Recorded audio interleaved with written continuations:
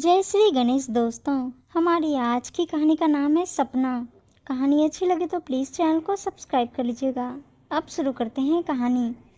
बहू, ये क्या तमाशा था? ये सब लड़कियां कौन थी और तुमने उन्हें यहाँ क्यों बुलाया था? सुनंदा जी गुस्से में बहू राशि से बोली। मुझे उनसे काम था। संक्षिप्त उत्तर दे। राशि एक बंद पड़े कमरे की ओर बढ़ गई। अब वहाँ क्या करने जा रही हो? जब से आई हो दिमाग खराब करके रखी हुई हो।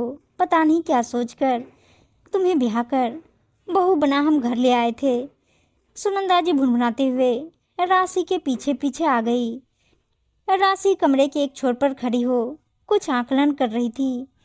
फिर सब बिखरे सामान समेटकर उस कमरे को व्यवस्थित करने लगी।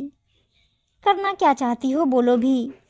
पास आकर सुनंदा जी राशि का हाथ पकड़कर अपनी ओर घुमाते हुए बोली। मैं पैसे कमाना चाहती हूँ, कह राशि हौले से हाथ छुड़ाकर कमरे को ठीक करने लगी। राशि के उखड़े मूड को देख सुनंदा जी समझ गई, बेटा बहू में जरूर कोई बहुत बड़ी बात हो गई है, तभी राशि का व्यवहार ऐसा हो रहा है। बहू, क्या बात है? क्या निकुंज की कमाई से घर खर्च मुश्किल हो रहा है? जो तुम अब ये क्या नया सपना देख रही हो, ये सब शोभा देगा क्या हमें? सुनंदा जी ने कहा। हाँ माँ, यही समझ लीजिए, मैं एक नया सपना देख रही हूँ। क्या लड़कियों को अपने सपने पूरे करने का हक नहीं होता? राशि ने पूछा। बहू, ये मैं कब कह रही हूँ कि लड़कियों को सपने पूरे करने का हक नहीं है? पर कुछ दिनों से देख रही हूँ तुम दोनों के बीच सब ठीक तो है ना?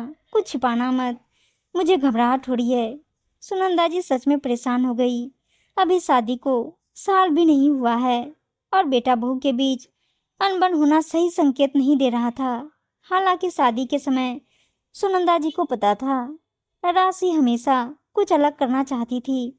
उसने पढ़ाई के साथ साथ पेंटिंग, गिटार, कुकिंग और एम्ब्रॉयडरी सीखा हुआ था। अपने आसपास के लोगों को सिखाया भी करती थी। शादी बाद शहर भी छूट गया था और ये काम भी। वो कई बार दबे स्वर में कहती भी थी, मुझे कुछ काम करना है। मेरा हमेशा से सपना रहा है कुछ करने का। पर निकुंज हमेशा ये कहकर चुप करा देता, ये घर है, माँ है, इनके साथ रहो। घर पर ही 100 काम होते हैं, वो काम करो। लड़कियों को ज़्यादा सपने नहीं देखने चाहिए। राशि चुप रह जाया करती थी। बोलना बहू। ये सब याद आते सुनंदा जी ने कहा, माँ, निकुंज के पैसे कम नहीं है पर मेरी खुशियाँ कम हो रही है।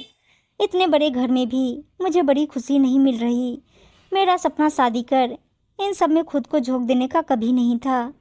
कुछ दिनों पहले मेरी एक सहेली से फ़ोन पर बात हो रही थी। बातों बातों में उसने पूछा, क्या करती है दिन भर घर में? मैंने कहा घर के काम। जब उससे पूछी वो क्या करती है तो बताया उसने एक संस्था बना रखी है, लड़कियों और महिलाओं को स्वरोजगार के अवसर देती है।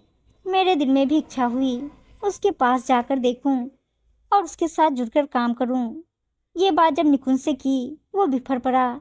यहाँ तक ये कह दिया, कहीं बाहर जाकर सपने पूरे करने की जरूरत नहीं है, चुपचाप घर में रहो। माँ अकेले रहे वो मुझे पसंद नहीं, वो हमारे साथ रहने आई है। तब मैंने अपने दोस्त से बात की, मैं घर पर रहकर काम करना चाहती हूँ, तो उसने सलाह दिया कुछ ऐसी लड़कियाँ हैं जिनमें हुनर बहुत है पर सही दिशा निर्देश के बिना वो सही काम नहीं कर पा रही। तू चाहे तो उन्हें एम्ब्रॉयडरी, पेंटिंग और कुकिंग सिखा दे। वो लड़कियां इसलिए ही आई थी, कल से वो सीखने आएगी। उन्हें क्या सामान चाहिए वो मेरी दोस्त दिलाकर भेजेगी। फिर उन सामानों को बेचकर जो पैसे आएंगे वो हिसाब से सबको दे देंगे। मेरा भी सपना पूरा हो जाएगा इन लड़कियों को सिखाने का। और राशि ने अपनी बात कह दी। अच्छा सोचा है बेटा, पर निकुंज? सुनंदा जी कुछ सोचते हुए बोली, माँ, अब उसकी परवाह नहीं, क्योंकि मुझे घर में रहना था। जो मैं करूँगी वो निकुंज के जाने के बाद और उनके आने से पहले ख़त्म। राशि ने लापरवाही से कहा। वो तो ठीक है बेटा, पर सुनंदा जी कुछ चिंतित होते हुए बोली, पर क्या माँ, आपको भी लगता मैं कुछ गलत करने जा रही हूँ? माँ, अभी पैसे की कमी नहीं है, सही बात है, पर थोड़े उसमें जुड़ जाए तो उसमें बुराई क्या? आप देंगी ना मेरा साथ? राशि ने पूछा। राशि की आवाज़ में मनोहार था जिसे सुनंदा जी ना नहीं कह पाई। राशि ने अपने सपने को पूरा करने के लिए अपने हिसाब से तरीका चुन लिया था। उम्मीद है दोस्तों कहानी अच्छी लगी होगी, और अच्छी अच्छी कहानियां सुनने के लिए चैनल को सब्सक्राइब और वीडियो को लाइक से जरूर कर दीजिएगा। धन्यवाद दोस्तों।